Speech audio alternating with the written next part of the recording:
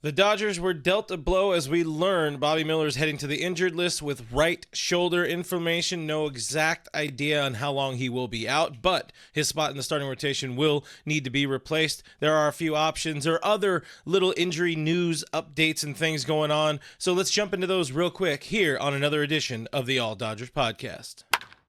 First, my name is Clint Pasillas. You guys can find me as RealFRG on the Twitter, on the Instagram. I host a Dodger show here on my All Dodgers YouTube channel. Please consider subscribing. It's a great way to help support the channel, support independent media, support independent Dodgers coverage by showing your support with a subscription to the channel. Give this video a thumbs up. If you want Bobby Miller to be okay, I think that's how it works, but let's jump into the news.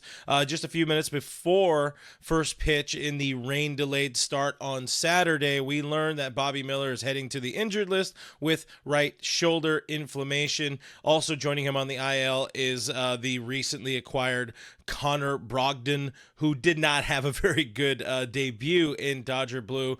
Joining the active roster are also recently acquired lefty pitcher Nick Ramirez and JP Fire Eisen right-hander coming back up from AAA. But let's focus on the Bobby Miller front of this situation. So to make this easy, hey, you know what? Losing Bobby Miller right now sucks ass. And that, you can quote me on that one. This is a team right now. This is a team entering spring training that was really set to just try to kick the can down the road when it comes to its starting rotation and primarily its starting rotation depth. We know they were going to be waiting out Clayton Kershaw for a few months, but then we learned a little bit before the start of spring training, hey, we might be pushing Walker Buehler's start back, a month into the season. Early in spring training, they lose Emmet Sheehan, so having somebody like Bobby Miller healthy and shoving was going to be very, very important for this club. But now, it kind of adds up that maybe things weren't right for Bobby Miller. We've seen the shoulder kind of bark at him in the past, and I'm going to call this, medically speaking, we're going to call this barking shoulder, I've decided. But last year, he did start late in spring training. He didn't make a spring training appearance, a Cactus League appearance, while the team bought him time early in the camp to kind of rest that shoulder and have him on that slow throwing progression after coming off a season where he had thrown a career high innings at the AAA level. He had also bulked up in the offseason, and a lot of things pointed to, hey, let's just let him take his time. This year, the expectations were way up for somebody like Bobby Miller. He came into camp expecting to be that number 4, number 5 guy, despite all of the signings, even with, Emmet Sheehan when he was healthy, with him around and him expecting to be challenging for a spot in the rotation. Bobby Miller was expected to be the man. So now you are without Bob, big game Bob, for at least a few weeks at best. What is the plan? As it says there on the screen, who fills in? Well, it's not going to be Emmet Sheehan. He's on the 60-day IL, not available to return until sometime late in May as we adjust our hat. Apparently this hat's a little dirty. I apologize. I put it on and started recording real quick. Walker Buehler, you're still about 2 weeks away. Of course, Walker Buehler, if you did miss it, he did make a rehab start this week on Friday at Rancho Cucamonga.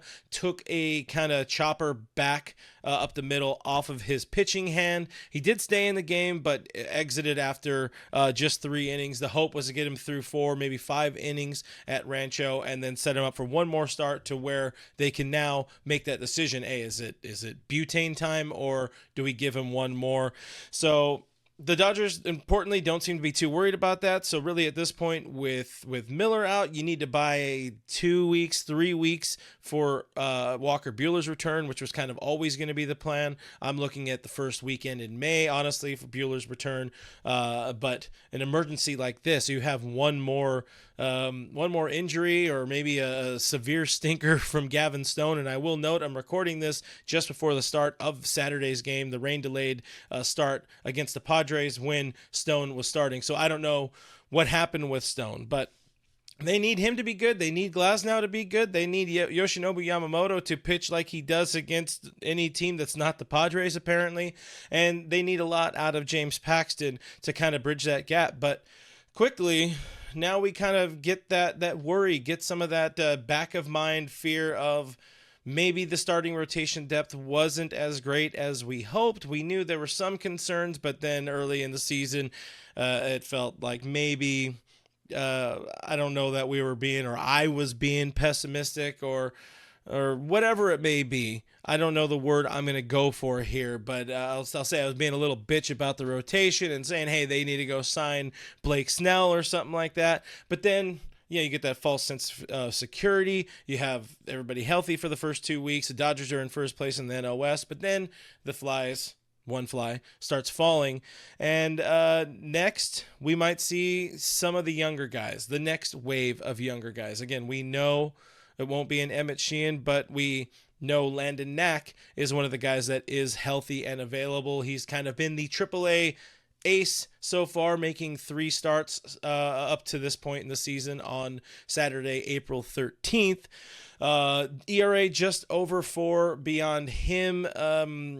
The names aren't the most pretty, we'll say. The Dodgers in the offseason did add like a journeyman type of guy with Eliezer Hernandez, who's made just 1 start so far at the AAA level. Wasn't a very, very good start. Of course, there's also other guys that we've seen. Dinelson Lamet has started in his career. I don't think he's been stretched up to that, up to throwing more than, let's say, 40 pitches, so probably not necessarily an option to start. The team also would need to re-add him to the 40-man. He was DFA'd. He did pass through waivers, and he did return to AAA. But Lamet could be an option. Krismat could be an option to at least give them some length. You'll probably, ultimately, to answer the who fills in for Bobby Miller question, you're probably going to see 1 or 2 bullpen games. You're going to see more out of Ryan Yarbrough, who could maybe start, but more likely will be the bulk guy, as maybe you get some Michael Grove opens in there. Grove was stretched out during spring training. Not an option to start, at least to be a true starter, at least not, definitely not at this point in time. One more option, of course, is young fan favorite Kyle Hurt, who's already pitched with this team this year in relief in Korea. Was not the best of outings to open the season, but he's been at the AAA level. ERA almost at 7, has not been the best of starts to the season. Is walking a bunch of dudes, walking 9 batters per 9 innings. So if you get him, probably not around for a long time. Could be somebody who's more of a bulk guy than an opener, whatever it may be, but he is one of the options. But again, this is the situation the team finds itself in. Sound off in the comments below. What do you want to see the Dodgers do? Should they go try to sign a free agent? Should they try to swing a trade for somebody? There's not a whole lot available out there unless you're really willing to spend some prospect capital. And I mean, yeah, there's some options on the free agent market, but that takes time for them to build up. What this team needs is somebody that can plug in right now. Also, sound off. How worried are you about Bobby Miller? Do you think that it's okay to give him some time at this point in the season? Interested in hearing some different thoughts on the situation. I am Clint Pasillas. Find me as Real FRG on the social media things. I appreciate you for watching, enduring the early throes of Dodger season and Dodger struggles and injuries and all that fun, exciting stuff that comes with 162 games of Dodger baseball. Consider subscribing to the channel. It's a way to really helps things out here, keeps the lights on and away, or keeps the mental sanity going when you do hit that subscribe button. Give this video a like if you enjoyed it at all. Check out my Patreon page if you wouldn't mind, if you're looking for a different way to help support independent baseball coverage, independent Dodgers coverage. I'm not backed by anybody. This is all me doing it in a room and help keep the lights on in a different way if you feel like it. If not, it's all cool. I'll still be here, and we will see you on the next one.